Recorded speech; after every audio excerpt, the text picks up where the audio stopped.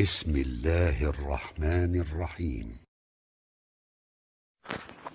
Selamun Aleyküm ve Rahmetullahi ve Berekatuhu. Bir Müslüman doğun soraptırla, taşla öldürmek, kelpezanı öldürmenin sevabı var mı ya, günahı var mı? Şunun hikayeti neyme? Hadi Müslüman doğun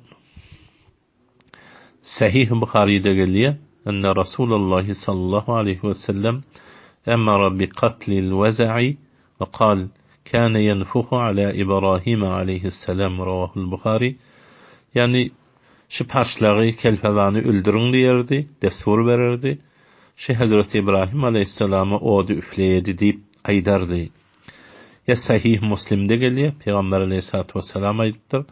Her kim şu paşlağı evvelki daş belleğinde ya tüfen belleğinde ya tapanca her nem bilen bellep evvelki belleğinde şonu vuru bilse, şonun için 100 sevap yazdılar. Yok evvelki daş bilen vurman, ikilenci bilen vurulsa, ondan etegrak, üçlenci de ondan etegrak deyip, şücüre aydıptır Peygamber aleyhissalatu vesselam. Ya Sunan İbn Mace'de de geliyor. Evvele zarbetin, ya fi zarbeti saniye, fi zarbeti salise, üçlenci mertebede vursa falan, evvelki de falan, ikilenci de falan deyip şücüre, ona Peygamber aleyhissalatu vesselam havayı iktibat veripdir. Yani bir harapkarcı hayvan.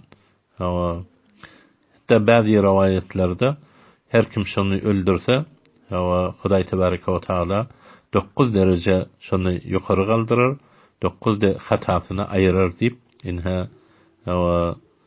hatta Hazreti Ayşe aydıptır. Bir adam şu paşlağı öldürüp bir iki rekat nefil namazda okuysa, şu ikisinin sevabı bir kul azade dünyanakta bolar deyip aydıptır.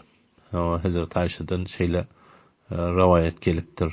Hatta Hazreti Ayşe'nin öz madam şu paşlak öldürüyen bir mahsus bir demirde eline bağmış, yani şücre sevabı var deyip. Hatta İbn Ömer aydıptır. Uktulul veza fe innehu şeytan.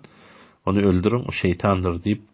Şücre rivayetlerde kan gurrungi bar.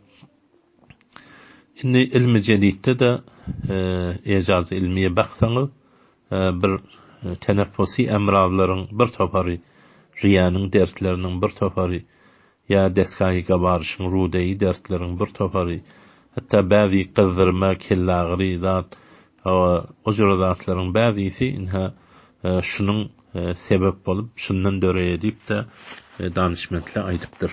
برای مشاهده ویدیوهای بیشتر و کانال یوتیوب سخنرانی های علمای ترکمن سر بزنید، مشترک بشید و منتشر کنید، اجر ببرید.